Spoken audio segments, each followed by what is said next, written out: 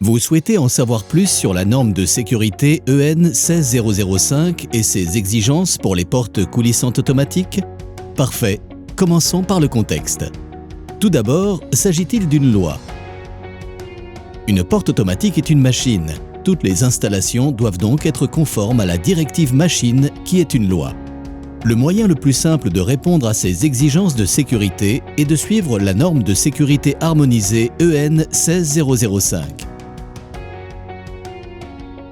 Pour répondre à ces dispositions, il est nécessaire d'utiliser des capteurs agréés EN 16005 et de les installer conformément aux exigences de la norme. D'accord? Alors votre installation est conforme à la norme EN 16005.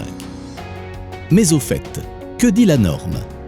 Tout contact entre le bloc-porte et l'utilisateur est considéré comme inacceptable. Lorsqu'une large proportion des utilisateurs sont des personnes âgées, handicapées ou de jeunes enfants. Par exemple, dans un hôpital ou une école maternelle, le contact avec la porte est inacceptable pour tous les types de portes automatiques. Il existe deux types d'environnements en fonction des évaluations des risques que vous avez menées. Un environnement à haut risque et un environnement à risque toléré. Regardons de plus près l'environnement à haut risque pour lequel une sécurisation complète est obligatoire afin d'éviter tout contact.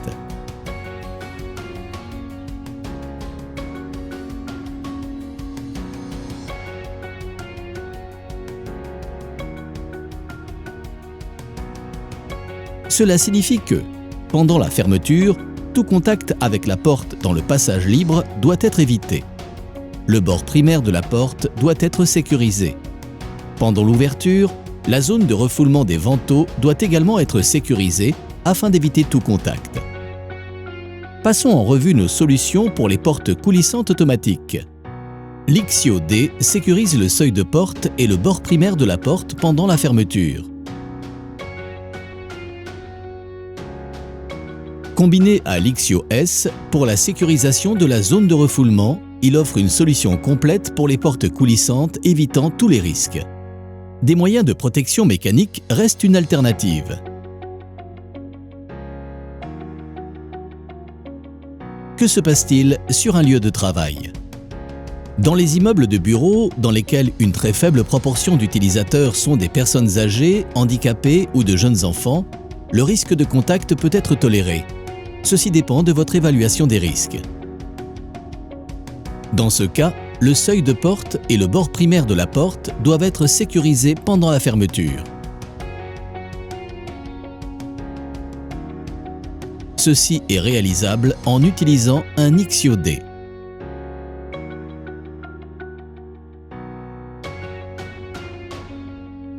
Toutefois, il existe une exception qui rend nécessaire une sécurisation complète, même dans un environnement à risque toléré. Si la distance entre le mur et le ventail en mouvement est inférieure ou égale à 20 cm, une sécurisation latérale est nécessaire pour éviter le risque d'écrasement à l'aide d'un Ixio S ou d'un moyen de protection mécanique, ou encore si le mouvement remplit les conditions de basse énergie.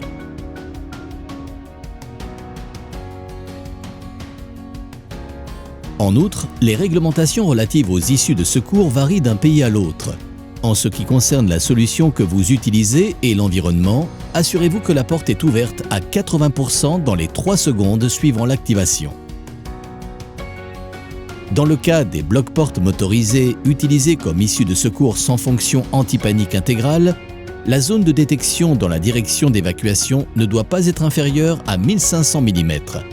Cette distance étant mesurée depuis le centre de la largeur de passage du bloc-porte. Résumons. La sécurité de la porte dépend de l'évaluation des risques et de l'environnement. Une sécurisation complète est requise lorsqu'une large proportion d'utilisateurs sont des personnes âgées, handicapées ou de jeunes enfants, ou encore lorsque la distance au mur est inférieure ou égale à 20 cm. Lorsque le contact est toléré, la protection au niveau du seuil et du bord primaire de la porte pendant la fermeture est requise. La fonction d'ouverture des détecteurs est également soumise aux réglementations locales lorsque la porte est une issue de secours. Merci d'avoir suivi notre tutoriel sur la norme EN 16005 et les exigences légales concernant les détecteurs. N'hésitez pas à faire passer le mot.